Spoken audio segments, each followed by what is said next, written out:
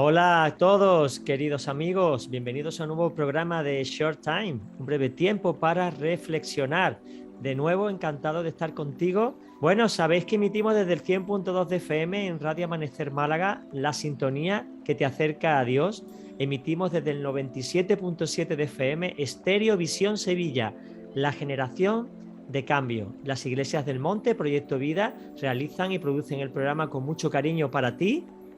Y, importante, la Fraternidad de Pastores Frapan y CESMA, el Consejo Evangélico Provincial de Málaga, nos respalda espiritualmente para que desarrollemos esta labor delante del Señor sin ningún tropiezo ni estorbo, para glorificar su nombre y edificarte a ti. Un servidor, Juan Carlos Segovia, como consejero de medios de comunicación de CESMA, pues te acompaña y vamos a afrontar juntos este programa que hoy tenemos a nuestro querido matemático y divulgador científico Ramón Gómez. Querido Ramón, bienvenido al programa. Muchas gracias. Bueno, esto está ya que arde. Llevamos ya un montón de programas, hemos abarcado varias sagas y ahora estamos con la historia, ¿no? El origen del hombre. Que tanto se ha especulado, ¿no, Ramón? Se dice de todo, ¿no? Sí.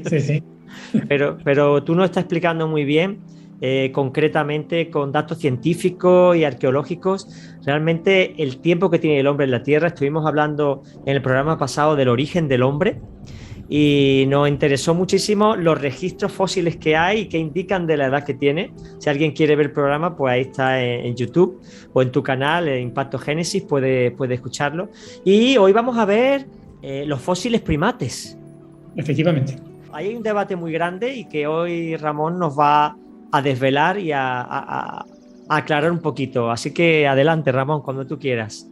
Como bien has dicho, esto es una pequeña serie sobre el origen del hombre, en la cual estamos viendo 3 descubrimientos científicos del siglo XX que muestran que la fe bíblica es razonable. De hecho, lo que estamos viendo son los 3 más grandes avances científicos del siglo XX en relación con el origen del hombre. Esta imagen que hay en la pantalla corresponde a una invitación, a una conferencia que tuvo lugar en el Aquarium de Westminster en el 25 de marzo del año 1787, y el título de esta presentación se llamaba Crao, el eslabón perdido. Vamos a ver lo que proponían los organizadores de esta presentación. Decían: una prueba viva de la teoría de Darwin sobre el origen del hombre. Qué interesante, una prueba de la teoría de Darwin. Y en este texto, en este párrafo, dice: el argumento habitual contra la teoría darwiniana de que el hombre y el mono tuvieron un origen común ha sido siempre que hasta ahora no se ha descubierto ningún animal en el estado de transmisión entre el mono y el hombre. Efectivamente, no se ha descubierto ningún animal en estado de transmisión. Sin embargo, los organizadores de esta exposición dicen: Crao, un espécimen perfecto de la transición entre el hombre y el mono. Es decir, que en esta exposición podemos ver un espécimen perfecto de la transición entre el hombre y el mono. Dice que será expuesto en la nueva sala de conferencias y que todos deberían verla. Sería muy interesante ver este espécimen, lo que ellos llaman este espécimen perfecto de transición entre el hombre y el mono. Crao en realidad fue una mujer estadounidense de origen asiático que tenía una enfermedad llamada hipertricosis, con lo cual todo su cuerpo tenía este vello que no es normal. Sin embargo, en 1883, Crao empezó a ser exhibida por Europa como un ejemplo de eslabón perdido y la prueba viviente de que la teoría de la evolución de Charles Darwin era cierta. Ramón, ahí hay un detalle, y discúlpame, que han cogido y le han puesto la posición de un mono. Fíjate tú cómo la pierna la han colocado como haría un mono, ha sido una pose artificial realmente. Sí. Se ve claramente. Sí, para dar esta impresión de ser mono. Este no fue el único caso. Aquí tenemos el caso de Ota Benga, fue un pigmeo de la tribu Mbuti, que fue comprado en 1906 por el Zoo de Nueva York para ser exhibido en la jaula del orangután, como prueba de la evolución.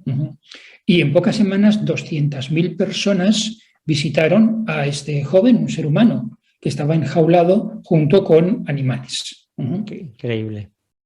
Hubo críticas en contra de esta exhibición, pero el diario New York Times escribió lo siguiente, dijo: ya sea que estén más cercanos a los monos antropoides que los otros salvajes africanos, o que los veamos descendientes degenerados de negros normales, su estudio es interesante. Es decir, bueno, sea lo que sea, decían, es interesante ver estos ejemplares medio mono, medio hombre, aunque estamos hablando simplemente de un hombre de raza negra. Otros casos, por ejemplo, el 10 de febrero de 1924, aparece en el New York Tribune este titular: descubierta una raza de hombres de la edad de piedra en una isla del Ártico, eslabones perdidos de la humanidad en los primeros días de la historia. Es decir, en los años 10, 20 del siglo pasado era normal hablar de hombres mono y de descubrimientos que confirmaban la teoría de Darwin. Claro, nosotros debemos preguntarnos hoy, ¿realmente es verdad todo esto? ¿Cómo se originó el hombre? Bueno, para empezar debemos de tener una idea clara de qué es el hombre, ¿de acuerdo? Si vamos a hablar de su origen, debemos de pensar qué es exactamente esa cosa de la cual buscamos origen. Entonces, el hombre es una especie animal diferenciada de todas las demás por su cultura, su anatomía y su genética. Estas tres palabras corresponden a las tres charlas sobre el origen del hombre. La primera, la palabra cultura, es lo que vimos la última vez. ¿Recordáis? Hablamos de cómo aparecieron las culturas humanas, las primeras civilizaciones, y que aparecieron en Mesopotamia alrededor del año 3000 a.C. Hoy vamos a hablar de su anatomía y en la próxima y última sesión vamos a hablar de la genética humana. En mi exposición, como siempre, voy a seguir el patrón del método científico. El método científico es un proceso de obtención de conocimiento de la naturaleza, es decir, damos una serie de pasos para obtener conocimiento. Estos pasos son esencialmente tres: la pregunta, las hipótesis y la observación. El método científico empieza cuando el científico formula una pregunta a la que quiere hallar respuesta. Vamos a explicar el método científico con una ilustración. Imagínate que yo no sé dónde tengo las llaves y me digo, ¿dónde he dejado las llaves? Todos en algún momento de nuestra vida hemos perdido nuestras llaves, ¿verdad? Entonces, ¿qué es lo que hago yo cuando me doy cuenta de que no sé dónde he dejado las llaves? Bueno, pues inmediatamente, casi de forma instintiva, en mi mente hago la lista de los posibles lugares en los cuales he dejado las llaves. Estoy en mi mente proponiendo posibles respuestas a la pregunta. Esto en ciencia se llama hipótesis. Me digo, pues quizás están en el coche, a lo mejor en el dormitorio, o quizás me las he dejado en la oficina. Muy bien, ya tengo tres hipótesis. Son tres candidatas a respuestas. Ciertamente, no pueden ser todas verdad. Si están en el coche, no están en el dormitorio, no están en la cocina. Entonces, ¿qué voy a hacer ahora? Bueno, pues ya que tengo hipótesis, voy a observar. En ciencia uno observa la naturaleza para averiguar cuál es la respuesta verdadera. Esta observación a veces es una observación directa, cuando miramos por el microscopio o por el telescopio. A veces es el resultado de un experimento científico. Mira, me he puesto a observar, he ido al coche, he ido al dormitorio y he encontrado que mis llaves estaban en la oficina. He respuesto a la pregunta utilizando el patrón del método científico. Muy bien, en el tema de los orígenes, la pregunta que nos hacemos siempre tiene la estructura causa-efecto. Esto es así porque el mundo en el que vivimos, el universo en el que vivimos, es un universo causal. Es decir, todo lo que vemos ha sido causado. Todo lo que pasa a nuestro alrededor, el nacimiento de un niño, la erupción de un volcán, la lluvia, son efectos de una causa. Entonces, respecto al origen del hombre, la pregunta que nos hacemos es ¿qué causa originó al ser humano? Todos estamos de acuerdo de que hubo un tiempo en este planeta en el que no había seres humanos en su superficie. Y luego aparecieron. Es decir, algo causó la existencia del ser humano. necesariamente, porque las cosas que suceden en este planeta siempre son causadas. Entonces la pregunta es, ¿qué causa originó el ser humano? Hay muchas hipótesis, pero hoy vamos a considerar las dos más importantes, que están enmarcadas cada una de estas hipótesis en una cosmovisión, en un conjunto de creencias. Las dos cosmovisiones más importantes respecto a los orígenes son el materialismo y el creacionismo. El materialismo, que es un sistema de creencias que sostiene que no hay nada más que naturaleza. Solo existe el mundo material y no hay nada más allá de ello. El creacionismo es la creencia de que el universo procede de un acto específico de creación, como en el libro del Génesis. Materialismo y creacionismo son creencias, no hipótesis científicas, pero cada una de estas creencias postula una hipótesis científica. El materialismo dice que el hombre llegó a existir por medio de la selección natural de las razas favorecidas en su lucha por la vida. Estas son las palabras del libro de Darwin, el origen de las especies. Darwin propone que el hombre es una especie igual que la rana y que llegó a existir por un proceso natural llamado selección natural, igual que las ranas. El creacionismo propone otra teoría, propone que el ser humano muestre evidencias de un origen inteligente. Los creacionistas dicen, mira, vamos a estudiar científicamente al hombre y veremos que muestra evidencias de haber sido creado por una mente inteligente. La hipótesis del materialismo se llama la teoría de la evolución, también se llama teoría sintética y también se llama neodarwinismo. Pero bueno, nosotros la vamos a llamar simplemente la teoría de la evolución. Y la hipótesis científica que proponen los creacionistas se llama el diseño inteligente. Muy bien, ya tenemos dos hipótesis, por lo tanto el siguiente paso del método científico consiste en observar la naturaleza. En este caso vamos a observar al hombre. En el siglo XX hemos hecho tres grandes descubrimientos, tres grandes observaciones acerca del hombre. La primera fue las primeras civilizaciones, de las que como tratamos en una sesión anterior. Por decirlo en una sola frase, lo que vimos en la sesión anterior fue que la civilización humana apareció repentinamente en el milenio 3 a.C. Además apareció en Mesopotamia, es decir, al lado del monte Ararat. Hoy vamos a hablar de los grandes descubrimientos hechos en el terreno de los fósiles primates. Y lo que vamos a ver hoy, resumido en una frase, es que los fósiles humanos son claramente distintos de los animales. Y en la próxima sesión hablaremos del genoma humano, un gran descubrimiento del siglo XX, ya casi del XXI, porque fue en el año 2000 que se completó y realmente se ha completado ahora, en el 2022, hace unas semanas. Ajá. Ahora se ha completado, pensábamos que eso estaba ya hecho. Sí, se hizo el anuncio de que se completó en el año 2000, pero vamos, fue Tony Blair y vale. fueron los presidentes de Estados Unidos y el Reino Unido que quisieron darse publicidad. Realmente se había completado el 92%. Ajá. Pero lo anunciaron ya a bombo y platillo y entonces la comunidad del mundo entero creyó que ya se había completado en el año 2000. Pues no, 22 años después, ahora se ha completado ya el último. En concreto, en el año 2000 pensábamos que el genoma humano tenía 3.200 millones de letras y ahora hemos visto que tiene 3.000 millones de letras. Vamos, 3.090 y pico, pero que se ha rebajado la cosa en 200 millones. Fíjate, estábamos 200 millones de letras equivocados en el año 2000.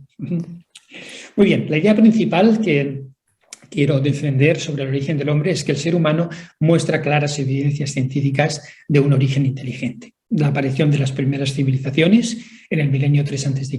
en Mesopotamia, los fósiles primates y la genética humana. Y en el día de hoy vamos a tratar de este segundo capítulo, los fósiles primates, y vamos a ver lo que se ha descubierto en el siglo XX sobre los fósiles de los primates.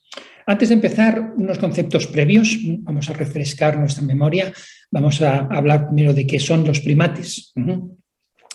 La palabra primates es una etiqueta que se pone sobre una serie de especies. Por ejemplo, el chimpancé, el gorila, el orangután y el hombre, a todos ellos se les llama primates. Claro, si yo te digo, en este grupo hay uno que es distinto de los demás, ¿qué me dirás? ¿El chimpancé? El de las gafas. ¿Yo? ¿Yo? También, también. ¿Vale? El Primate hombre. es simplemente una etiqueta. Cuando te pones a buscar exactamente por qué al hombre se le ha puesto entre los primates, pues realmente hay poco en común de el hombre y el resto de los primates. Pero desde el punto de vista de la creencia evolutiva, como nosotros estamos muy emparentados o somos descendientes o somos primos de los monos, pues se nos asocia y se nos llama, desde el punto de vista biológico, primates. Es decir, los primates son los simios y los hombres. Simios y hombres, a pesar de la gran diferencia que hay entre los simios y los hombres, la gran diferencia la podemos ver en que los simios se parecen muchísimo a los leones, por ejemplo, porque andan a 4 patas. Y la diferencia entre el simio y el hombre es tan grande como el león y el hombre. ¿Qué significa primates? ¿Qué indica? Los primeros. Primeros, vale. Sí. El nombre se lo dio Linneo, que fue un científico creyente. Estamos en el siglo XVII o por ahí. Muy bien. Vamos a hablar entonces de las diferencias de personalidad entre el hombre y el simio. Mira, en esta tabla he puesto algunas características que habíamos visto ya en las sesiones anteriores del hombre comparado con el simio, y los he comparado también con una cabra para que veas que el simio se parece más a la cabra que a nosotros. Por ejemplo, el hombre hace matemáticas, filosofía, lenguaje. De estas cosas no las hace ni el simio ni la cabra. En cuestión de música, por ejemplo, el simio y la cabra son muy parecidos. O en cuestión de matrimonio, o en cuestión de democracia, de impuestos, de pagar impuestos, los simios y las cabras pagan los mismos impuestos. Y los hombres, pues somos distintos. Los hombres hablamos de fe, de teología, de esperanza, sabemos lo que es la justicia, la ética, la moral, la responsabilidad, en fin, que nos parecemos, que los simios se parecen más, como te digo antes, a la cabra, al león o a la hormiga que el hombre. El hombre posee una personalidad claramente distinta de los simios. Eso nadie lo niega. Es decir, es difícil encajarlo dentro de la misma categoría de los simios, y la única razón es simplemente las creencias. No solamente el carácter es distinto, sino anatómicamente somos distintos. Aquí tienes una tabla en la cual vemos las diferencias anatómicas entre el simio y el hombre. La primera gran diferencia es que el simio es un cuadrúpedo, igual que el león o que la cabra, mientras que el hombre es bípedo. Hay otros bípedos, como los pájaros, efectivamente, o los canguros, pero tampoco son igual de bípedos que el hombre, porque estos bípedos no caminan como camina el hombre, es decir, poniendo un pie delante y otro detrás. Y hay otras, bueno, veis en esta tabla que hay unas 15, 20 grandes diferencias anatómicas entre el hombre y el simio. Entonces, si quisieras transformar un simio en hombre, tendrías que hacer que todas estas diferencias aparecieran simultáneamente, al mismo tiempo, a lo largo del proceso de evolución. Y si me dices, no, es que simios y hombres procedemos de un antepasado común, bueno, pues entonces las diferencias serían todavía mayores. Este supuesto antepasado común tendría todavía muchas más diferencias y sería todavía mucho más difícil transformarlo en hombre. Muy bien, lo que quería decir esto es que el hombre posee una anatomía distinta de los simios. No solamente es espiritualmente distinto, sino físicamente, fisiológicamente también es distinto. Por eso nos hacemos esta pregunta. ¿Cómo surgió el ser humano? Y las respuestas que tenemos a elegir es que fue un fenómeno natural, en este caso la selección natural, o fue un agente inteligente, en este caso un creador que nos hizo a su imagen y semejanza. Y como esto es una charla científica, la pregunta que nos vamos a hacer es ¿qué nos dice la ciencia? Ya sabemos lo que nos dice la Biblia, vamos a ver lo que nos dice la ciencia. Y la ciencia nos dice esencialmente que la anatomía humana es claramente distinta a la de los animales y que no muestra indicios de evolución. Esto es lo que nos dice la ciencia en el siglo XX, lo que nos dice la antropología en el siglo XX. Por lo tanto, vamos a desarrollar esta idea general que la anatomía humana es claramente distinta de los animales y que no muestra indicios de evolución. Aquí hay dos ideas juntas. La primera, somos distintos. La segunda, no hay una variación del uno al otro, como dice la teoría de la evolución. Estas dos ideas las voy a desglosar, como siempre, en 3 puntos, que son 3 grupos de fósiles primates. No podemos estudiar todos los fósiles primates que hay, el hombre de Cro-Magnon, el hombre de Nebraska, el hombre de Pekín, el Australopithecus, hay muchos. Pero todos los fósiles que se han encontrado en el siglo XIX y en el siglo XX se pueden agrupar en uno de estos 3 grupos. Y por lo tanto lo que vamos a hacer es examinar estos 3 grupos de fósiles. Y para hacerlo he escogido un ejemplo de cada uno de los grupos. Entonces vamos a ver 3 grupos y para estudiar cada uno de ellos veremos un fósil de ese grupo. El primer grupo son las falsificaciones, es decir, los fósiles que resultaron ser falsos y gracias a la ciencia se descubrió que eran falsos. Esto es un gran avance científico. Descubrir que una cosa es falsa y que nos han engañado es un gran avance científico. Y voy a explicar un ejemplo que es el hombre de Piltdown, una falsificación que fue el hombre de Piltdown. El segundo grupo son los simios, son los fósiles de monos, simplemente, que se han encontrado y que tienen todas las características de ser un mono. Y el ejemplo que voy a poner es el Australopithecus. Y el tercer grupo son los fósiles de hombres que se han encontrado y que son seres humanos igual que tú y yo. Y vamos a poner en este caso un ejemplo que es el hombre de Neandertal.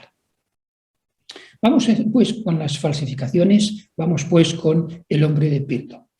Lo que quiero resaltar sobre las falsificaciones es que algunos fósiles de supuestos antepasados evolutivos del hombre moderno, por ejemplo, el hombre de Piltdown, son fraudes.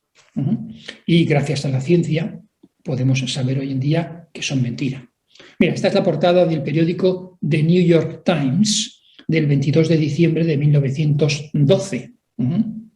Uno de los principales periódicos de los Estados Unidos. 22 de diciembre del 1912. Y mira el titular. El titular en español, lo tienes ahí en el centro, probada la teoría de Darwin. Otra vez se prueba la teoría de Darwin, se ha probado 50.000 veces. Y el subtítulo, está ahí abajo, dice: científicos ingleses afirman que el cráneo hallado en Sussex confirma que el hombre desciende de los simios. Pues ya está. La ciencia ya ha confirmado que el hombre desciende de los simios. Es decir, el 22 de diciembre del año 12, el New York Times anuncia en su portada que la teoría de Darwin ha sido probada por un cráneo hallado en Sussex, en el sur de Inglaterra. Este es el hombre de Piltdown. La Wikipedia nos dice que el hombre de Piltdown es conocido por ser uno de los más grandes fraudes en la historia de la paleoantropología. Curioso que la Wikipedia, siendo una enciclopedia materialista, atea, que siempre se ríe del creacionismo y de quienes tenemos una creencia en la Biblia, reconozca simple y llanamente que es conocido por ser uno de los más grandes fraudes en la historia de la paleontología. Y mira lo que añade: principalmente porque se creyó verdadero durante más de 40 años, desde que se anunciara su descubrimiento, en 1912, hasta 1953, cuando el fraude fue finalmente expuesto. Es decir, el hombre de Piltdown es uno de los fraudes de la antropología evolucionista, hay que decirlo, ¿vale? Ningún científico creacionista presentó el hombre de Piltdown como una prueba de la evolución. Fueron los científicos evolucionistas quienes perpetraron el fraude. Bien, vamos a ver 3 aspectos del hombre de Piltdown. Vamos a ver el engaño, en qué consistió el engaño.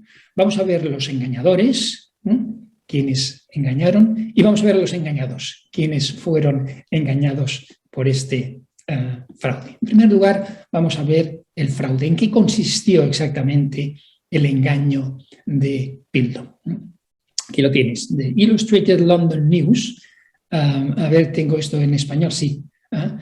En su portada dice: un descubrimiento de suprema importancia para todos los interesados en la historia de la raza humana.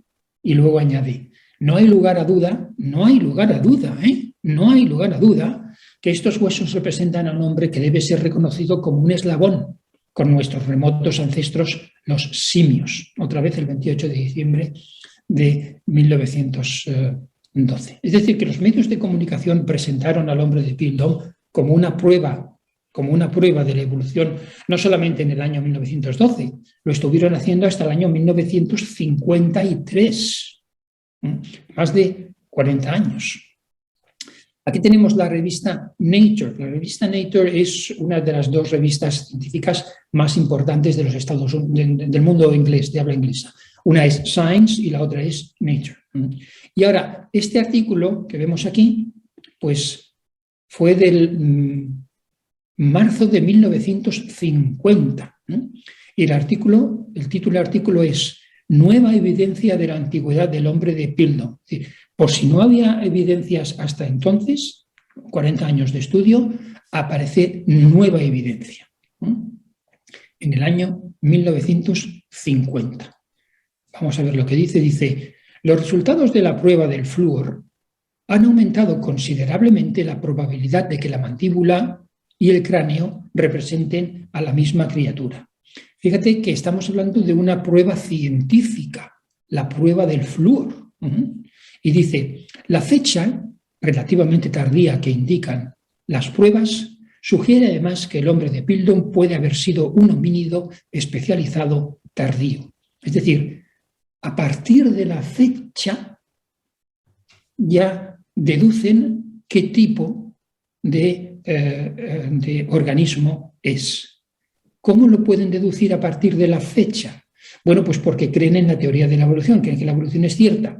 Y entonces, pues por la fecha que más o menos, como es una fecha ya muy próxima a nuestros días, pues tiene que ser casi hombre ya. Tiene que ser un medio mono, medio hombre, pero ya casi hombre entero.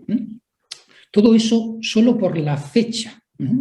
Es decir, que las publicaciones científicas presentaron al hombre de Piltdown como prueba de la evolución durante más de 40 años y la fecha, la datación, era la clave para presentarlo. ¿Por qué estoy insistiendo en este aspecto de la fecha? Bueno, porque hoy en día, cuando se nos presenta un antepasado nuestro, medio mono, medio hombre, la evidencia que se nos da es siempre la fecha. No, es que este hueso tiene tantos millones de años. Bueno, pues entonces el hombre tiene que haberse convertido en mono. El argumento es el mismo. Aquí tienes una reconstrucción del hombre de Piltdown, hecha por el profesor J.H. McGregor, es decir, una reconstrucción hecha por un científico a partir de unos huesos. Es decir, no solamente la prensa, sino que los profesores universitarios presentaron al hombre de Piltdown como una prueba de la evolución durante más de 40 años. Todos los estudiantes universitarios se les presentaba, míralo, ¿no te parecía a ti que esto es medio mono, medio hombre? Más bien tirando hombre, ¿a que sí? Claro.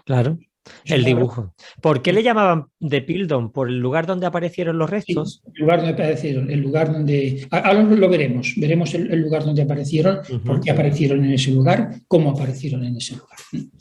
El caso es que los medios de comunicación, por un lado, las universidades, por otro lado, y las publicaciones científicas, los tres, proclamaron al hombre de Piltdown como prueba de la evolución durante más de 40 años. Todas las personas durante estos 40 años no tenían más remedio que creer en la evolución, porque medios de comunicación, universidades, publicaciones científicas. ¿Y por qué insisto en todo esto? Porque hoy en día estamos en la misma situación.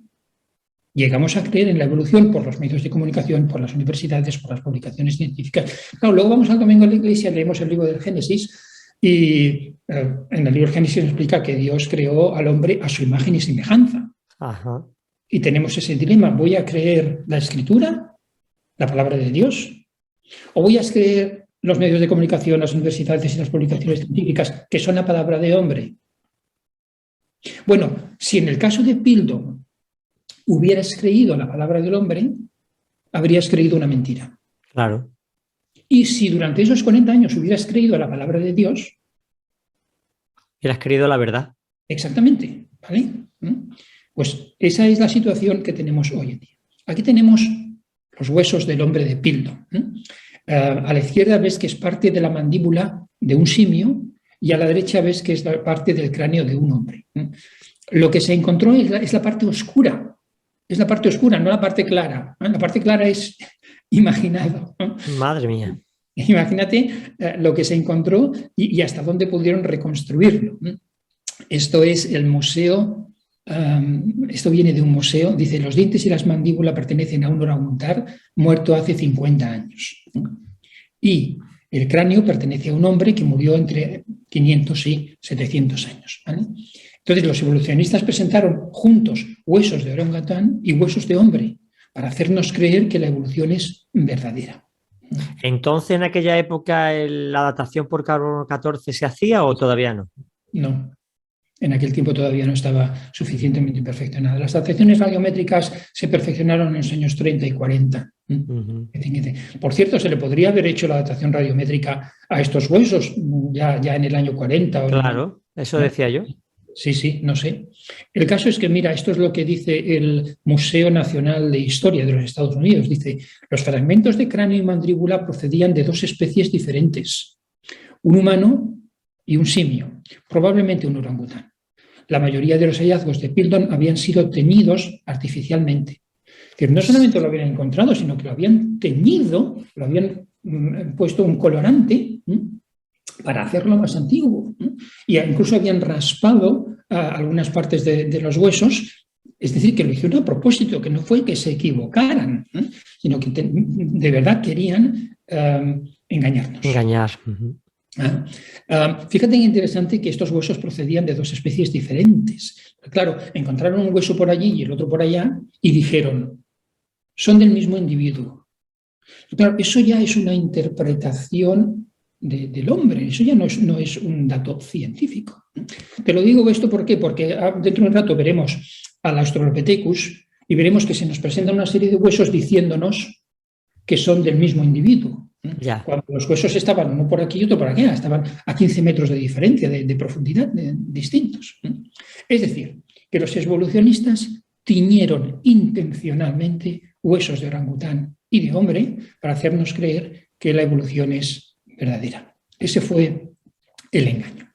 Bueno, finalmente se descubrió que los huesos del cráneo de Pildon pertenecían a dos especies distintas, a un hombre y a un simio. Aquí tenemos un artículo ya en el año 2010, la revista Time, una revista importante en el mundo de habla inglesa, y el título es Pildon Man, y fíjate el subtítulo, está encima, Pack of Lies. Pack of Lies se puede traducir en castellano como... Paquete de mentiras. Mentiras. Como dicen en mi tierra, como dicen por aquí por el sur, todo mentira. Todo mentira, nada de nada, nada de nada. Nada de nada. Vale, y aquí tenemos ya en el año 2010, aleluya, que la revista Time dice, los científicos creyeron que finalmente habían encontrado la prueba definitiva de la evolución humana, el eslabón perdido entre el hombre y el simio. Durante los siguientes 40 años se escribieron más de 500 ensayos científicos sobre estos. ¿Cómo se pueden escribir 500 ensayos científicos sobre una mentira? Es tremendo. Sobre una falsedad. Claro, la alegría de haber encontrado la prueba definitiva de la evolución permitió que la mentira durara durante 40 años. Nadie estudió estos huesos desde el punto de vista científico. Es decir, desde el punto de vista escéptico. El científico es un escéptico. El científico es alguien que dice, ¿de verdad es así? A ver, déjame que lo compruebe yo. ¿Vale? Ese es el espíritu científico. Pero claro, cuando llegamos a la teoría de la evolución, desaparece el espíritu científico y todo es fe. Todo claro. Es creencia en lo que... Esta nota de que se escribieron 500 ensayos científicos, la verdad, yo dudo. No sé, lo he buscado por ahí, no he visto nunca la lista de estos 500 ensayos científicos, hay citas en internet que dicen que sí, pero me extraña tanto 500 ensayos científicos, tan malos son los evolucionistas. Bueno, no sé, ahí lo dejo. El caso es que, claro, tras 40 años de embustes, porque es lo que son, los evolucionistas tuvieron que reconocer que todo era una gran mentira. Y triunfó la ciencia y triunfó la verdad. Ese fue el engaño, ¿vale? Por resumirlo en una frase, el hombre de Piltdown fue el fraude científico, no solamente dentro de la paleontología, es el fraude científico más grande del siglo XX. Ha habido otros fraudes científicos interesantes, este ha sido el más grande porque es el que más daño ha hecho, porque es el que más personas han sido engañadas. ¿Y los científicos que sacaron esas conclusiones que cayeron en el descrédito o no? Lo que sucede es que cuando se destapó todo, la mayoría de ellos habían muerto ya. Ahora vamos a ver estos engañadores, vale. Que eran hombres maduros ya en el año 1912 y bueno, pues sobre el cráneo del Piltdown tenemos una pintura, no tenemos una fotografía, pero tenemos una pintura, este cuadro magnífico, se pintó para conmemorar el descubrimiento del cráneo de Piltdown. Esta pintura se llama, este es el título, Discusión sobre el cráneo de Piltdown. Y es, como veis aquí, una pintura conmemorativa de una reunión de un grupo de científicos en el Royal College of Surgeons el 11 de agosto de 1913. Estos son los científicos, estos son los engañadores, aunque a lo mejor algunos de ellos fueron también engañados. Ahora, me gustaría que observáramos bien este cuadro, porque este cuadro lo pintó a propósito alguien para explicar el hallazgo. Y me gustaría que viéramos los personajes que aparecen en este cuadro. El personaje principal, el personaje que aparece en el centro, arriba, en un cuadro, en la pared. Se ve, no se ve muy claro, pero me parece que puedes adivinar quién es este personaje. Sí, se ve que es Darwin. Ese es Darwin. Es decir, la imagen de Darwin preside la escena, es como un profeta, como el autor de un libro sagrado que nos guía a toda verdad. Este es Darwin. De hecho, si entras hoy en el Museo Británico de Historia Natural en Londres, cuando entres, lo primero que te encuentras es una escalera que tienes que subir y arriba de la escalera hay una estatua enorme de Darwin. He estado. ¿Has estado allí? Sí, lo he visto, grandísimo, y tengo una foto. Fíjate la impresión que te da cuando subes esas escaleras y te ves allí como un profeta aparecido. Efectivamente. Bueno, pues este es Darwin, es una figura pseudo-religiosa para quien sostiene las creencias de la evolución. Este es Peter Hangouts, que ha escrito un libro acerca de los fraudes, Hawks Springs Eternal, de los fraudes que ha habido en la ciencia, y sobre el fraude de Piltdown dice: la verdadera historia del engaño de Piltdown no comienza con los hallazgos de los huesos. El engaño viene de antes, dice. La teoría de Darwin predijo que debería haber fósiles reconocibles de los ancestros de los seres humanos modernos que nos conectaran con nuestros antepasados no humanos. Es lo que predecía la teoría de Darwin, que tenemos que encontrar hombres mono, muchos hombres mono. Y durante varias décadas estuvo activa la carrera para encontrar las pruebas definitivas de este eslabón perdido. Darwin publica su libro en 1867, pues se empieza a traducir y a hacer común a partir de 1880, 1900, todo el 1890, todo el mundo empieza a buscar eslabones perdidos. Y claro, en 1912 pues se encontró. El caso es que la historia del fraude de Piltdown empieza con la fe en Darwin. Empieza cuando muchas personas creyeron. No empieza con la observación científica, sino con la fe. Y estas personas tenían la certeza, fíjate qué palabra estoy utilizando, certeza de que iban a encontrar hombres mono. Ahora, según el autor de los Hebreos, la fe es la certeza de lo que se espera, la convicción de lo que no se ve. Qué buena definición de la fe evolucionista. Estas personas tenían la certeza de que iban a encontrar hombres monos, tenían la convicción de que, aunque no se había visto que un hombre se transformara en mono, tenían la convicción de lo que no se ve. Es decir, la creencia en la evolución, no la ciencia, no la evidencia científica, impulsó la búsqueda y el hallazgo del supuesto eslabón perdido. Muy bien, ahora tenemos aquí la revista Life Science, una revista de divulgación científica, ya en el año 2016, en la que escribe lo siguiente acerca de los engañadores. Dice, los científicos ingleses, antes del hallazgo, en los años previos, en 1905, 1908, los científicos ingleses habían determinado que lo más probable era que descubrieran a un hombre primitivo británico en las graveras del Pleistoceno en el sur de Inglaterra. Esto lo habían dicho los científicos mucho antes de que se encontrara el cráneo. Y claro, mucha gente lo había creído. Fíjate que dicen que debería encontrarse en el sur de Inglaterra y en las graveras del periodo Pleistoceno. Otra vez la fecha es la que juega aquí. Si encontramos huesos en este periodo de tiempo, en el Pleistoceno, pues ya está, esos serán hombres mono, ahí es donde los tendríamos que encontrar. Bueno, aquí tenemos al señor Dawson, que fue el descubridor. Dawson era un arqueólogo aficionado, no tenía formación científica y había perpetrado varios fraudes previamente. Dawson, el descubridor, era ya un defraudador.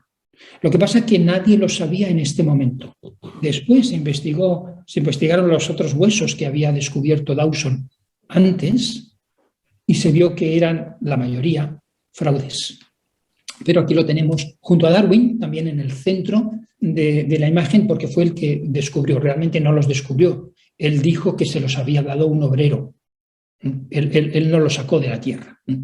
Dawson dijo que recibió los huesos de manos de un obrero que en 1908 los encontró mientras excavaba, fíjate dónde, en una gravera del sur de Inglaterra. ¡Qué casualidad!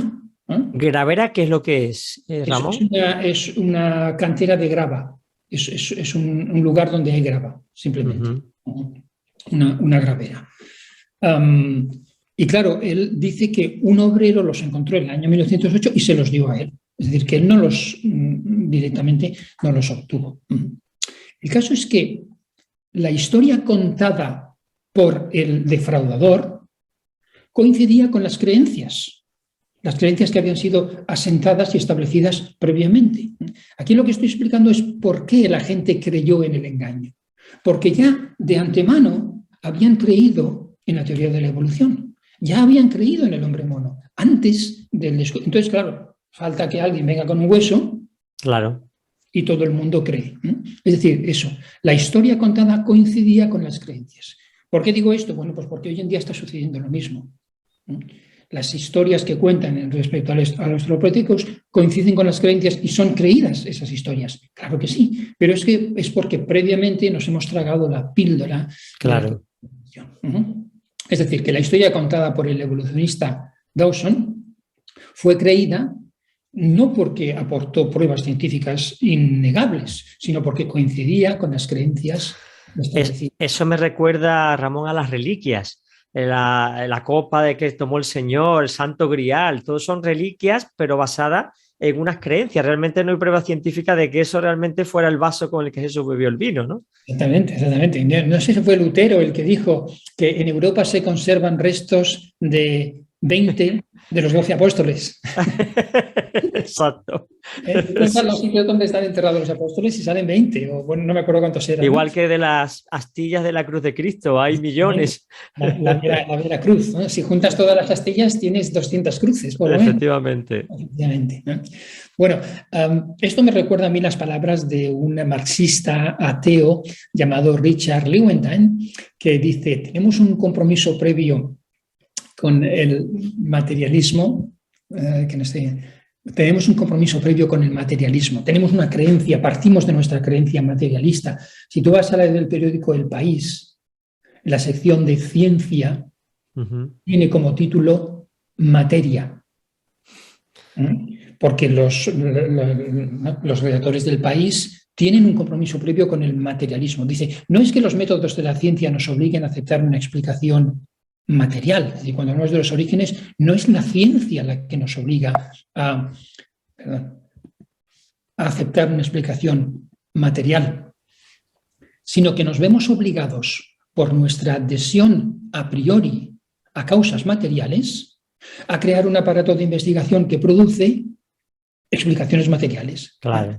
Nuestra adhesión a priori, es decir, antes de entrar en el laboratorio, somos creyentes en el materialismo. Y por esa creencia nos vemos obligados a manipular, interpretar las evidencias para que la explicación sea materialista. Claro. Además, ese materialismo es absoluto, porque no podemos permitir que un pie divino entre por la puerta. Son celosos de su fe. Me gustaría ver a mí a los creyentes evangélicos en mi país con este celo, con este fervor que tienen los evolucionistas. Al final esto es religión, porque las religiones no están basadas en una experiencia personal con el creador o con Darwin, sino en una superstición acerca de algo o de alguien. O sea, es religión pura y dura. Exactamente. Es una religión secular. De hecho, hay muchos estudiosos, sociólogos, que lo reconocen, ¿no? El evolucionismo. Bueno, Lewontin, y podríamos citar a otros, reconoce que los evolucionistas usan la ciencia para promover sus creencias materialistas, que es lo que sucedió en el caso del hombre de Piltdown. Estos son los engañadores. Es decir, los evolucionistas, Dawson, seguro, y quizás otros, no lo sabemos, mintieron para promover sus creencias ateas materialistas. Bueno, ¿y quiénes fueron los engañados? ¿A quiénes engañaron? Bueno, los científicos de la época, creyentes en la evolución, creyeron en el engaño, porque es que ya habían creído una mentira. Mira los nombres de las personas que hay. Tenemos un anatomista egiptólogo, un anatomista antropólogo, un zoólogo, tenemos un paleontólogo conservador del Departamento de Geología del Museo Británico. Estos son pesos pesados de la ciencia. Estos son científicos de renombre, no eran ignorantes. Dawson, el descubridor, sí era un amateur, un aficionado, pero por lo menos estos cuatro de aquí eran personas que habían estudiado ciencia. La revista Time en el año 53 dice: durante más de una generación se ha enseñado a los niños en las escuelas, a los lectores de los periódicos y a los antropólogos una criatura que caminaba arrastrando sus pies con un cráneo humano y una mandíbula de simio, conocida como el primer inglés. ¿A quién se ha enseñado? ¿A quién se ha engañado? A los niños en las escuelas, a los lectores de los periódicos y a los antropólogos, a los estudiantes de ciencia en la universidad.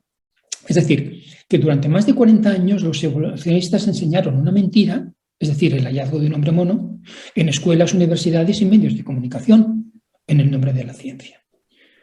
¿Qué tenemos que aprender de todo esto? Pues que cuando hoy los evolucionistas nos enseñan en el nombre de la ciencia, en las escuelas, en las universidades, en los medios de comunicación, la teoría de la evolución, deberíamos de responder con una actitud científica. El científico es un escéptico, el científico es el que dice, a ver, déjame que lo compruebe yo a ver si esto es así. Y no lo hacemos. Aquí lo que tenemos lo que sucede es un mecanismo psicológico que se llama sesgo de confirmación. El sesgo de confirmación es la tendencia a favorecer, buscar, interpretar y recordar la información que confirma las propias creencias. Es decir, las personas muestran esta tendencia cuando reúnen información de manera selectiva y el efecto es más fuerte en creencias firmemente enraizadas. El sesgo de confirmación contribuye al exceso de confianza en las creencias personales y puede mantener o reforzar estas creencias ante evidencias contrarias. Todos nosotros somos culpables del sesgo de confirmación. El sesgo de confirmación es, por ejemplo, lo que hace a la gente creer en el horóscopo. Tú yo soy cáncer, ¿vale? En el próximo mes usted va a tener una oportunidad económica. Entonces me paso todo el mes buscando alrededor mío oportunidades económicas y veo que, mira, aquel coche si lo hubiera comprado, qué bueno que era y qué barato era, ya está. Eso me lo predijo mi horóscopo. Claro. Estoy confirmando mi creencia previa. Muy bien, estos son los engañados. Más de 40 años, los evolucionistas enseñaron una mentira en el nombre de la ciencia. Me pregunto cuántas mentiras se enseñan hoy en el nombre de la ciencia. Hemos visto, pues, el engaño, hemos visto, pues, los engañadores, seguro que fue Dawson y quizás algunos más, y hemos visto, pues, los engañados, que son todos aquellos que quisieron creer en la palabra del hombre antes que en la palabra de Dios. En conclusión, algunos fósiles de nuestros antepasados evolutivos del hombre moderno, como por ejemplo el hombre de Piltdown, son fraudes. Es verdad que no hay muchos más. El único otro que se me ocurre es el hombre de Nebraska, que se construyó a partir de un cerdo, de un diente de un cerdo. A partir del diente del cerdo construyeron... ¡Qué barbaridad! ¿Cómo se puede hacer eso? De un diente, ¿cómo se puede? Por la fe, por el deseo de confirmar tus propias creencias. El hombre de Nebraska, ¿sabes? Del estado de Nebraska de los Estados Unidos. Los pobres americanos no tenían ningún hombre mono. Tenían los franceses, tenían los alemanes, tenían los ingleses. ¿Y los americanos qué? Pues nada, en 1922 sacaron el hombre de Nebraska. Ya tenían ellos su hombre mono. Cuando hoy en día la teoría de la evolución dice que en absoluto evolucionó el hombre en los Estados Unidos de América. Ni siquiera los evolucionistas de hoy lo creen eso. Muy bien, este es el primer grupo de fósiles, las falsificaciones. Hay otras falsificaciones no en la línea de la evolución del hombre. Hay otras falsificaciones dentro de la teoría de la evolución que serían interesantes, pero que no vienen a cuento. Yo estoy presentando simplemente que se han dado. El segundo grupo de fósiles primates son aquellos fósiles que son simplemente simios y ya está, que son monos. Y que se nos presentan como antepasados parientes del hombre. Y vamos a examinar uno de ellos, que es el australopiteco. Algunos fósiles de supuestos antepasados evolutivos del hombre moderno, como por ejemplo el australopiteco, pues son simplemente simios. Vamos a ver los huesos que se han encontrado del australopiteco, vamos a ver la interpretación que los evolucionistas hacen de estos huesos y vamos a ver lo que realmente la observación científica nos dice. Tenemos que diferenciar entre observación científica, hechos empíricos y interpretación que le dan los evolucionistas. ¿Qué huesos se han encontrado del australopithecus? Bueno, aquí están los huesos que se han encontrado, ¿vale? Son 400 trozos de hueso. Creo que no hay ningún hueso completo, bueno, aparte de los dientes. De estos 400 trozos de hueso, el 30% son dientes. Y todos caben en una mesa de cocina. En la mesa de comedor los podrías poner todos. Y estos huesos se encontraron en un volumen de 20 toneladas de tierra. Hubo que sacar 20 toneladas de tierra y cribarlas para encontrar estos 400 trocitos de hueso. Uno se pregunta, ¿todos estos huesos son del mismo individuo? Lo mismo era un odontólogo de antiguo que se había encargado de sacarle muelas a la gente, porque es que... Bueno, se encuentran más dientes que otra cosa porque el diente tiene una característica, es muy fuerte. El diente es prácticamente el hueso más fuerte del cuerpo. Del cuerpo humano de los simios. Por eso es por lo que se encuentran tantos. Vale.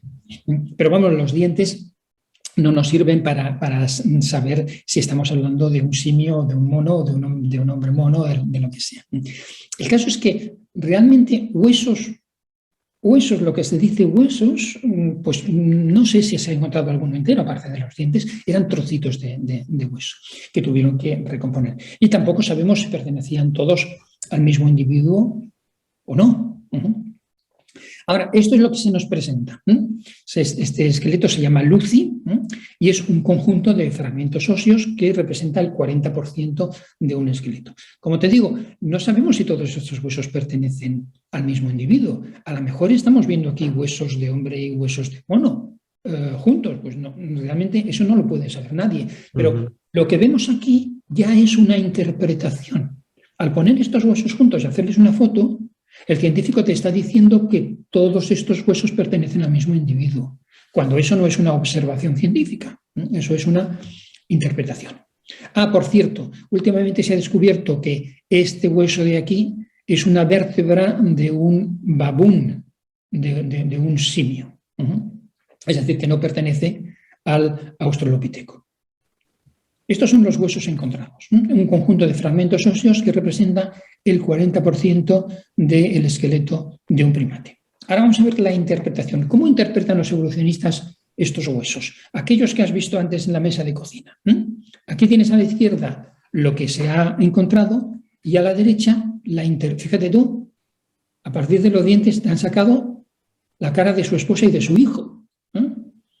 Increíble. Como si yo te doy una muela mía y a partir de ella... Un retrato robot de una muela, es increíble. La especulación, es especulación pura y dura. Eso es especulación pura y dura. ¿Cómo sabemos que este hombre tenía esta mujer y este hijo? También la cara de la mujer es bastante femenina, ¿no? Se ve efectivamente que es una mujer y el niño se ve que es un varón, ¿verdad? Que no es una niña. Aquí tenemos otra imagen que se publica en las revistas de divulgación científica. Ves, los pies son prácticamente igual que los míos, son pies de humanos. Ahora mira en el lado izquierdo a ver cuáles son los huesos de los pies que se han encontrado. No se han encontrado ninguno.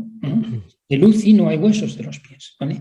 Hay otros huesos de otros, pero de Lucy no hay. En cambio a Lucy se la dibuja con esos pies que te dan la impresión de que además será la forma erguida, está caminando perfectamente como caminamos nosotros. Aquí tienes otro detalle de los pies. Y mira la cara. Esta cara es una cara que realmente te da la impresión de un medio mono, medio hombre. Mira las orejas, por ejemplo. Esto es una reconstrucción del Australopithecus. Fíjate, la oreja que tiene es casi una oreja humana. Y ahora mira en el lado izquierdo los huesos de la oreja que se han encontrado. No se ha encontrado nada de la oreja. Entonces, claro, te lo pintan así con estas orejas y dices, pues efectivamente, es un hombre mono. Claro que sí. El dibujo, la estatua, la imagen que le han hecho es un hombre mono, pero en los huesos encontrados no aparece esta oreja. Claro. Miren los labios. Son casi labios humanos, ¿verdad que sí? Claro, tú ves esta imagen, la de la derecha, y dices, pues efectivamente, el hombre viene del mono, porque este mono es ya casi hombre. Pero miren el lado izquierdo, ¿qué se ha encontrado de los labios? Los labios no se han encontrado absolutamente nada, los labios son especulación. Mira la mirada. Fíjate qué ojos tiene, fíjate que el que tiene el blanco de los ojos, el fondo de los ojos es blanco. Ningún simio tiene los ojos blancos. Ellos tienen los ojos oscuros, todos. Solo los seres humanos tenemos el fondo de los ojos de color blanco. ¿Por qué le han puesto el fondo de los ojos de color blanco? Pues para hacernos creer que es un mono transformándose en hombre. Mira lo que publica la revista Mail Online, una revista de divulgación científica. Aquí tenemos a la derecha la imagen reconstruida por los evolucionistas y a la izquierda el cráneo que se ha encontrado. Y dice este artículo dice, una sonrisa de hace 2 millones de años revela el rostro del eslabón perdido entre el simio y el hombre. Y yo lo miro y digo, pues es verdad, la sonrisa es de eslabón perdido. Ahora, mira el cráneo que es lo que se ha encontrado. ¿Tú le ves una sonrisa a ese cráneo? Es tremendo. Como si los huesos pudieran tener expresión. Es curioso. Y dice el artículo, la sonrisa, los ojos y la boca son innegablemente humanos. Esto es lo que dice el artículo. Claro. Te estás diciendo, del Australopithecus, su sonrisa, sus ojos y su boca son innegablemente. Claro que sí, pero ¿qué se los has puesto tú? Claro, no es un registro fósil. Para hacerme creer a mí que vengo del mono, que no he sido creado a imagen de Dios, sino que he sido creado a imagen de cuadrúpedos. Y también de reptiles, claro, porque los cuadrúpedos vienen de los reptiles según la teoría de la evolución. ¿No te suena mucho esto al hombre de Piltdown? Es lo mismo, es lo mismo. ¿No ves conexiones? Aquí tenemos otra imagen. Estas son las palabras de un escultor llamado John Gruch. En el año 96 ha hecho esta imagen y dice: he querido añadir un alma humana a su cara de mono para indicar algo acerca de lo que ella iba a llegar a ser. Le ha querido poner alma humana. ¿Para qué? Para convencernos a nosotros. Es decir, claro, hasta alma le ponen. Claro, yo miro esta imagen de la derecha y miro esa mirada que está mirando y digo, pues esto es casi un ser humano. Claro, pero es todo mentira.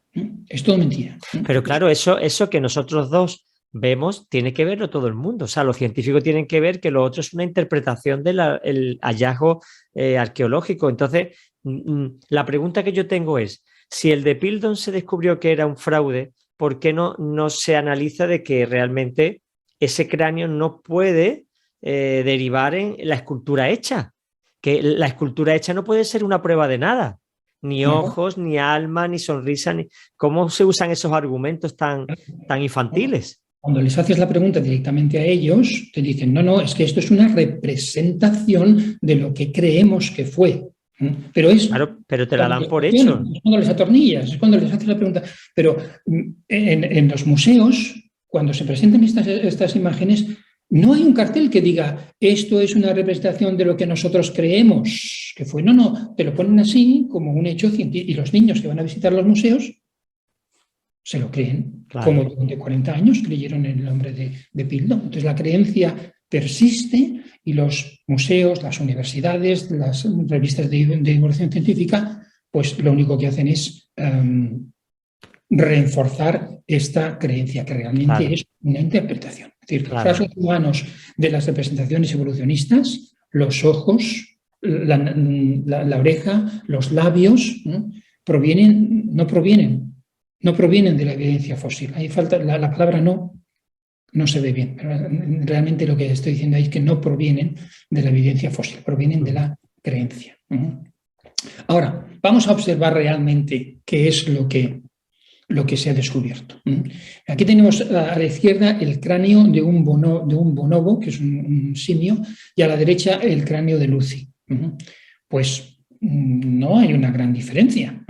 Para mí Lucy encaja perfectamente dentro de los límites de los simios.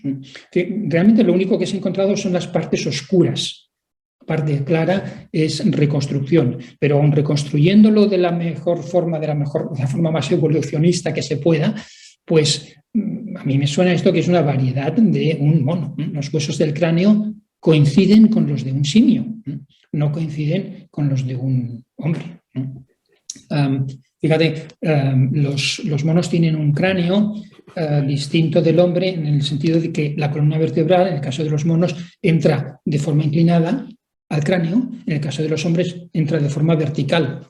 ¿Por qué? Porque los hombres caminamos erguidos, claro, y nuestro cráneo, nuestra cabeza, es horizontal. Para mantenerla horizontal al suelo, pues la columna vertebral tiene que entrar de forma vertical. En el caso de los monos no es así. Ellos caminan a 4 patas y para poder mantener la cabeza horizontal tienen que tener la columna vertebral que entre inclinada.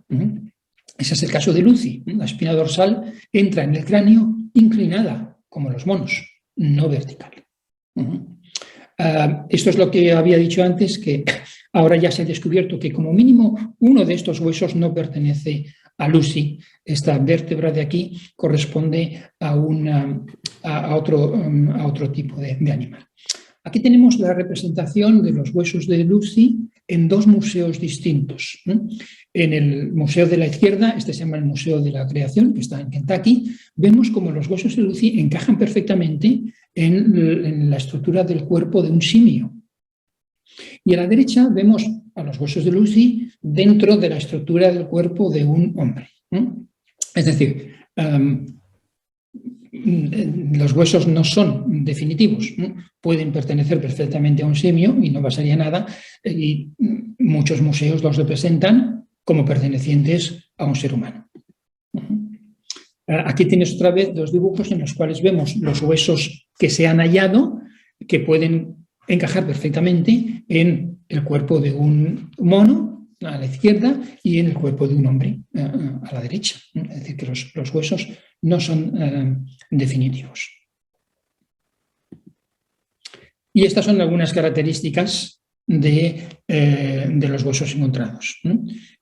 Tiene un cráneo similar al chimpancé, el tamaño cerebral está dentro del rango del chimpancé, tiene un canal auditivo como el del chimpancé, los brazos largos como el chimpancé, las piernas como las del chimpancé, la pelvis como la del chimpancé. En resumen, características típicas de un chimpancé. Los huesos indican una pertenencia a un simio similar a un chimpancé. Y una pregunta, Ramón, de los Australopithecus, ¿ese cráneo es lo único encontrado para decir que el Australopithecus existe o hay más cráneos que apoyan esa teoría del Australopithecus?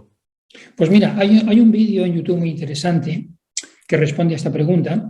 El vídeo lo ha hecho el descubridor del Australopithecus y en un momento determinado el vídeo dice: se han encontrado más de 300 ejemplares de Australopithecus.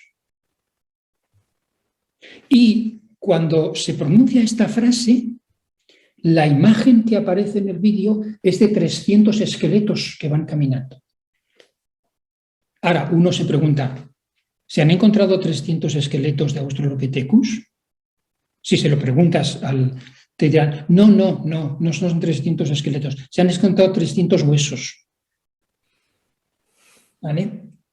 Pero cuando lo presenta en el vídeo, claro, está en YouTube, el vídeo está en YouTube, lo puedes ver, aparecen 300 esqueletos caminando detrás del hombre diciendo se han encontrado 300 ejemplares de Australopithecus. ¿Vale? ¿Y por qué dicen que Australopithecus? ¿Por el lugar donde se encontraron o por la datación del carbono 14, que es de la misma época? Australopithecus significa mono del sur. Mono del sur. Y se encontró en el oriente de África, ahora no recuerdo exactamente en qué país, posiblemente Kenia, no recuerdo exactamente en qué país. La palabra Australopithecus no tiene relación con la fecha. Vale. Con la datación. Vale. Muy bien. Entonces, lo que se observa, los datos empíricos, es que todos los huesos están dentro de las características propias del simio, están dentro de los márgenes de lo que uno pudiera esperar, precisamente, sobre todo el cráneo. El cráneo está dentro de los márgenes de lo que es un simio y no de lo que es un hombre. Bueno, vamos a recapitular. Hemos visto los huesos encontrados, ¿de acuerdo? El 40% de un esqueleto, suponiendo que pertenezcan todos al mismo individuo, que no lo sabemos.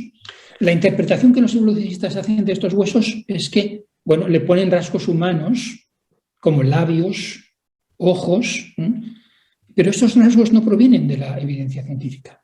Y precisamente lo que nos convence a nosotros de que eso es un hombre mono son los rasgos que le han añadido en las representaciones los evolucionistas.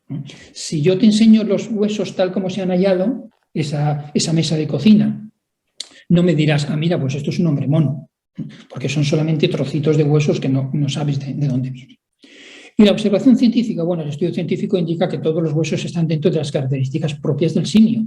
No hay ningún hueso que me digas, mira, esto efectivamente es humano y no puede ser otra cosa que humano. O este es mitad humano, mitad... No, todos están dentro de las características, pueden ser perfectamente simios. Bueno, hay otros fósiles como el Australopithecus, no vamos a entrar en detalles, pero lo que te quería decir es que hay otros fósiles que son simios, que entran dentro de las características de los simios y que se nos presentan en las revistas de divulgación científica o en los documentales como nuestros antepasados.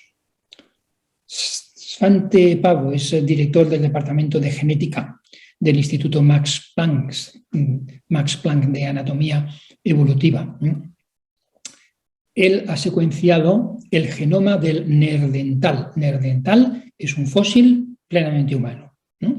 Y este hombre dice, yo vería a los neandertales como una forma de humanos, un poco más diferente que los actuales, pero no mucho. Vamos pues a hablar de los neandertales. Vamos a ver que algunos fósiles supuestos antepasados evolutivos del hombre moderno como por ejemplo el hombre de Neandertal, son simplemente hombres, encajan dentro de lo que serían descendientes de Adán y Eva.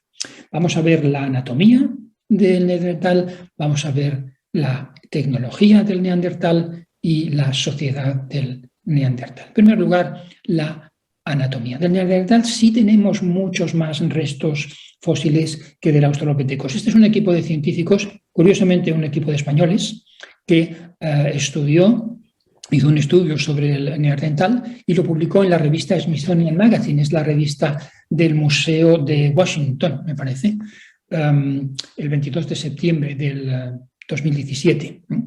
Dicen estos científicos: los humanos modernos y los neandertales pueden ser más similares de lo que imaginábamos. Y escriben: el neandertal era prácticamente indistinguible del Homo sapiens, nosotros somos el Homo sapiens, en el grado en el que sus huesos se habían desarrollado. De las manos a las rodillas, el patrón general de crecimiento es muy similar al de los humanos modernos. Estos científicos lo que han hecho es comparar distintos fósiles de neandertales de distintas edades, un niño, un joven, un anciano, y han visto que el crecimiento pues, es igual que el de los humanos modernos. Esto está en la página web del sitio Smithsonian Magazine. Este es un museo, se llama el Museo del Neandertal, que está en Alemania, y aquí han puesto a la izquierda y a la derecha dos dibujos del Neandertal, uno como hombre y otro como mono. Y en el centro lo han vestido de traje y corbata. Entonces, fíjate tú que si coges a un Neandertal le pones un traje y una corbata, y pues es una persona normal y corriente, como deberíamos, ¿no?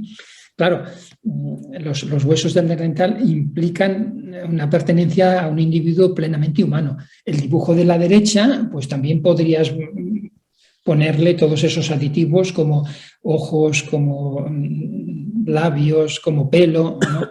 Que no aparecen realmente en los huesos, ¿no? Un artículo en La Vanguardia de Barcelona, el 2 de marzo del año 21, dice: los neandertales también podrían haber hablado como nosotros. Fíjate tú, ¿eh? Una investigación confirma que nuestros parientes evolutivos más cercanos ya poseían una capacidad de percibir y producir lenguaje muy similar a la nuestra, ¿vale? Pues un individuo que poseyera una capacidad de percibir y producir lenguaje, pues es un ser humano, ¿eh? Es decir, totalmente. Tenía capacidades lingüísticas similares a las nuestras, ¿vale? Es decir, lo que podemos decir es que la anatomía del neandertal está dentro de los parámetros de la especie humana. A lo mejor es una especie distinta de la que conocemos hoy. A lo mejor es verdad que son nuestros primos, son descendientes de Adán y Eva, pero distintos a nosotros, posiblemente, ¿no? Pero no antepasados evolutivos y no hombres mono. Ahora, ¿cómo era la tecnología de los neandertales? Aquí tenemos el artículo de la Enciclopedia Británica hablando de los neandertales. Y dice así la Enciclopedia Británica. Dice: una tecnología de herramientas de cuchilla que era similar a la de los primeros humanos modernos. Similares a los humanos modernos. Vaya. Dice que los neandertales crearon herramientas para usos domésticos, diferentes de las herramientas de caza. Tenían unas herramientas para la cocina y otras herramientas para cazar. Dice: raspadores para curtir los cueros, leznas para hacer agujeros en los cueros, para hacer ropa suelta, y buriles para cortar en madera y hueso. Las herramientas se utilizaban para afilar lanzas, matar y procesar animales y preparar alimentos. Es decir, el uso de las herramientas, que es una característica puramente humana, pues se atribuye también a los neandertales. La tecnología neandertal es equivalente a la de los humanos modernos. Equivalente a la de los humanos modernos. Vamos a ver entonces la sociedad neandertal. Sabemos muchas cosas de cómo era la sociedad neandertal. Resulta que la estructura social de esta especie era similar a las modernas sociedades de cazadores, recolectores del Homo sapiens, como nosotros. Dice: mostraron así estar unidos por lazos emocionales y poseer capacidades tales como el altruismo, dado que cuidaron de individuos débiles o enfermos que de otro modo no habrían logrado sobrevivir. Es decir, características puramente humanas. La sociedad neandertal es equivalente, quizás no igual, pero es equivalente a la de los humanos modernos. Eso es lo que podemos deducir del registro arqueológico y antropológico. Bien, vamos a resumir lo que hemos visto en neandertal. Hemos visto su anatomía, que está dentro de los parámetros de la especie humana. Hemos visto su tecnología, que la tecnología neandertal es equivalente a la de los humanos modernos. Y hemos visto la sociedad neandertal es equivalente a la de los humanos modernos. Con esto lo que podemos concluir simplemente es que algunos de los fósiles de supuestos antepasados evolutivos del hombre moderno, como por ejemplo el hombre neandertal, son simplemente hombres. Son lo que nos muestra la antropología, pues es que son simplemente hombres que los quieren disfrazar de hombre mono para hacernos creer nuevamente. En resumen, la anatomía humana es claramente distinta de los animales y no muestra indicios de evolución, no muestra esa transformación gradual que Darwin predijo y que los evolucionistas creen no aparece realmente en el registro fósil. Por ello hemos visto 3 grupos de fósiles primates, porque todos los fósiles que tenemos se pueden agrupar en 3 categorías. Las falsificaciones. Hemos visto que algunos fósiles de supuestos antepasados evolutivos del hombre moderno, como por ejemplo el hombre de Piltdown, son fraudes. La segunda categoría de fósiles son los simios. Y hemos visto que algunos fósiles de supuestos antepasados evolutivos del hombre moderno, como por ejemplo el Australopithecus, son simplemente simios. Y luego, en el tercer lugar, están pues, los fósiles de la tercera categoría, que son hombres. Algunos fósiles de supuestos antepasados evolutivos del hombre moderno, como por ejemplo el hombre neandertal, son simplemente hombres. Ahora me estoy acordando de algo que no tengo anotado, pero quizás sería interesante comentar aquí. Hoy en día, el único espécimen que se discute en la literatura científica de si es hombre mono o mono hombre es el Australopithecus. Todos los demás ya han caído dentro de la categoría de mono o dentro de la categoría de hombre. El Australopithecus todavía se discute y todavía los antropólogos descubren Australopithecus aquí y allá. Pero se encuentran los científicos, los antropólogos evolucionistas, en un callejón sin salida. Déjame que te explique qué es esto de un callejón sin salida. Lucy, el Australopithecus más famoso, se encontró y el descubridor, el equipo que lo descubrió, reconoce que el cráneo es un cráneo de chimpancé. Pero, dice, las piernas le permitirían caminar erguido. ¿Qué quiere decir eso? Que la transformación entre cuadrúpedo mono y bípedo hombre sucedió en 2 fases. La primera fase fue el caminar erguido y la segunda fue que el cráneo se convirtió de mono en hombre. ¿Vale? Una vez que has creído esto, ya no vas a encontrar fósiles que te digan lo contrario, ¿verdad? Porque si esto es verdad, todos los fósiles encajarán en esta. Bueno, ahora lo que se encuentran son fósiles de hombres mono, que dice el descubridor que es un hombre mono, y tienen, por ejemplo, las piernas de mono y el cráneo de hombre. ¿Cómo puede ser? Eso es una contradicción con lo que se ha hallado antes. Porque si el mono se transformó en hombre primero las piernas y después la cabeza, pues entonces no se transformó primero la cabeza y después las piernas.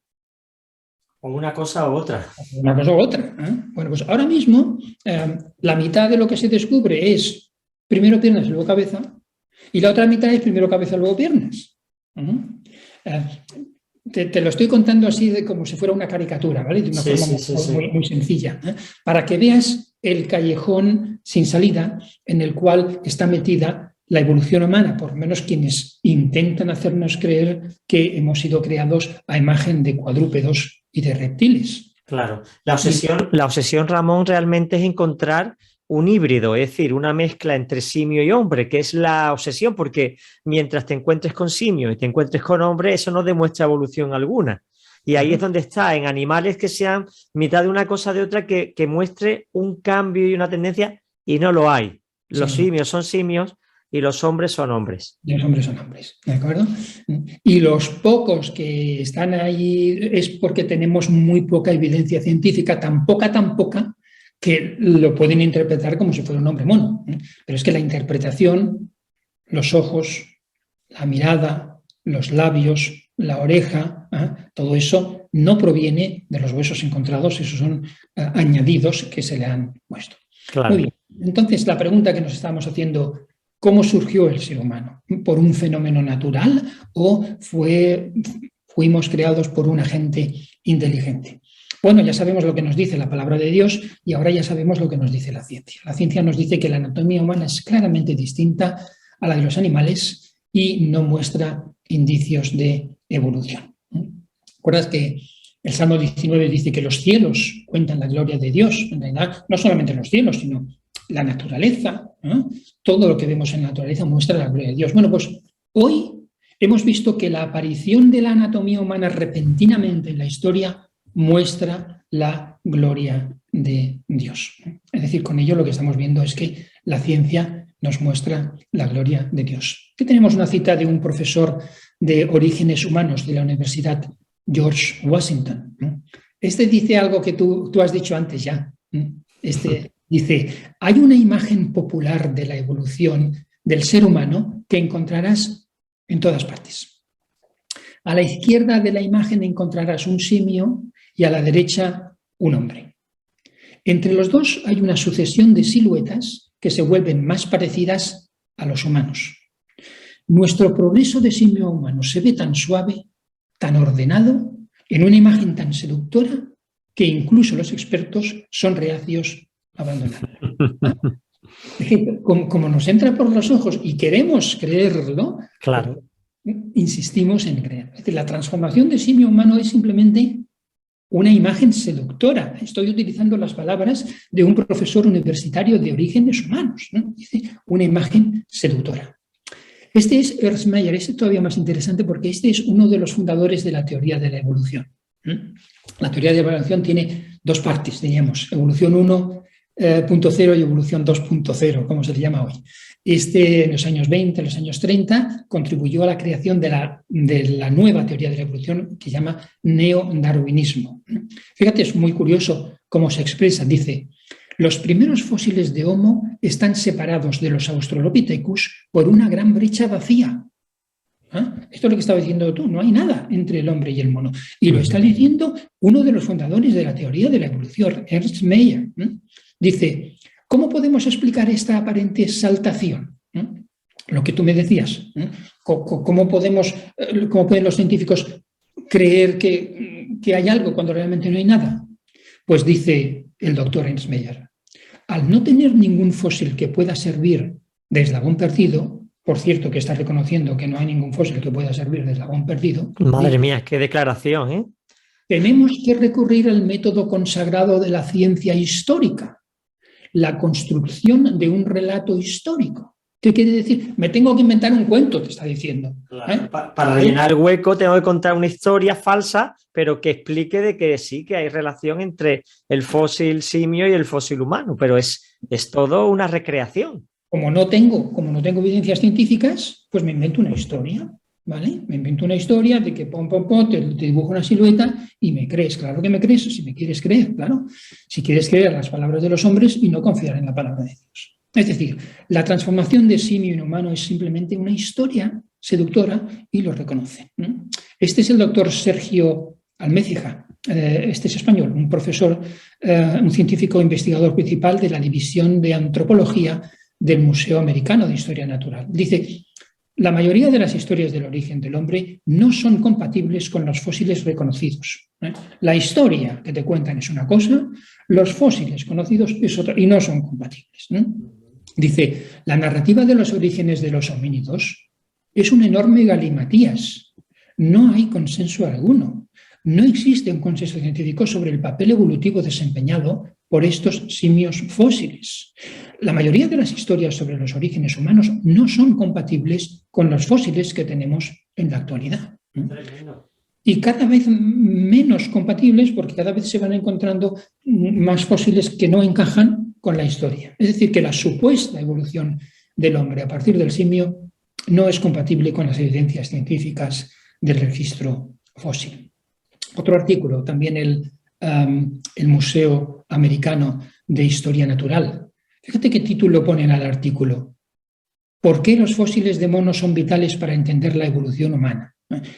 Este título te hace creer que efectivamente la evolución humana es real, es una transformación a partir de los monos y te hace creer que los fósiles son los que te han llevado a esta conclusión. Vamos a leer lo que dice el artículo.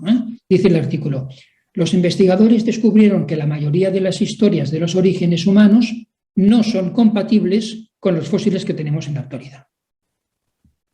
Es decir, descubrieron lo contrario de lo que te da a entender el título. Si tú lees el título y dices, pues ya está, los fósiles prueban que descendemos de cuadrúpede, pues te lo puedes creer, pero la realidad, lo que realmente dice este artículo es lo contrario, que los científicos saben que la historia evolutiva, la supuesta evolución del hombre a partir del simio, no es compatible con las evidencias científicas en el registro fósil. Total, que se queda en religión y no en ciencia. Se crea en religión y no en ciencia, efectivamente.